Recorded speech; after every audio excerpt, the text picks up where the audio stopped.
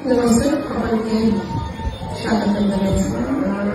যেনে কিছুমান সফলতা দেখো আমি মাজে মাজে কেতিয়াবা কিছুমান ভিডিঅ' দিওঁ। আজি যিটো সফলতা তেওঁটা আহিয়ে থাকে সফলতা, কিন্তু তাৰ মাজতে কেতিয়াবা সময় সুবিধা নিমিলে বাবে নেদেখাওঁ। কিন্তু আজি মন গ'ল আচলতে মাতে কথা শুনিলোঁ, সেইবাবে ভিডিঅ'টো কৰিছোঁ আৰু আপোনালোকো শুনকচোন তেখেতৰ মুখেৰে। আজিৰ দিনটোৰ পৰা 1 বছৰ আগতে আহিছিলে, যোৱা বছৰ 23 চনত আজিৰ দিনটোতে আহিছিলে। কওক তেখেতে কওক। যোৱা বছৰ আমি 29 আগষ্টত ইয়াত আহিছিলোঁ। অহাৰ এটাই উদ্দেশ্য আছিল যে আমাৰ সন্তান নাই। আজিৰ পৰা 10 বছৰ আগত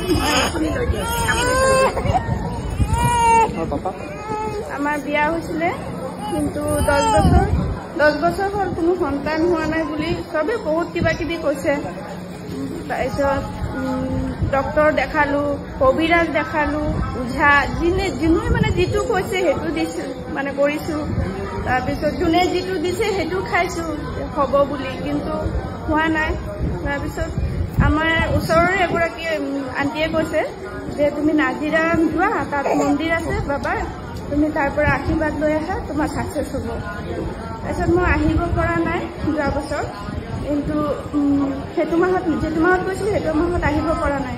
তেতিয়াৰ পৰা বাবাক মানিছোঁ। মই ঘৰতে 3 সপ্তাহ পানী ঢালিলোঁ বাবাৰ নামত। তাৰপিছত নেক্সট সপ্তাহ ইয়াত আহিছোঁ 29 আগষ্টত। 29 আগষ্টত অহাৰ পিছত ঘৰত যোৱাৰ পিছত 15 দিনৰ ভিতৰতে মই ৰিজাল্ট পাইছোঁ। আৰু কি লাগিছে আৰু